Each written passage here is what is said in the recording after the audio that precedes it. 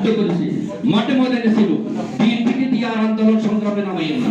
BNP যদি আন্দোলন সংগ্রামে নামতে যদি আপনারা বাধ্য করেন, আপনারা 5 মিনিটও কিন্তু ক্ষমতা থাকতে পারবেন না।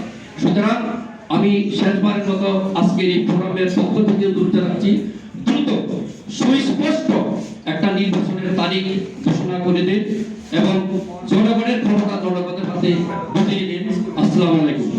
সবচেয়ে বড় সংস্কারটি হয়ে গেছে, সুতরাং এখন এই মুহূর্তে যে সংস্কারটি দরকার সেটা হলো নির্বাচন কেন্দ্রিক, যাতে এমন একটা সংস্কার দরকার যাতে ভবিষ্যতে কোন দল ক্ষমতায় এসে স্বৈরাচারী শাসন কায়েম করতে না পারে। এটাই হওয়া উচিত একমাত্র সংস্কার। আর বিচার প্রক্রিয়াটা দ্রুত করা।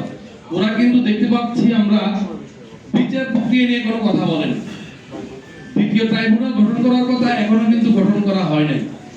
বিচার প্রক্রিয়ার বিষয়ে কোনো অগ্রগতি নেই, কিন্তু এখন বলছে বিচার হওয়া ছাড়া আমরা নির্বাচন দিব না। এটা একটা আমাদের হাস্যরস সৃষ্টি করে জনগণের মনে।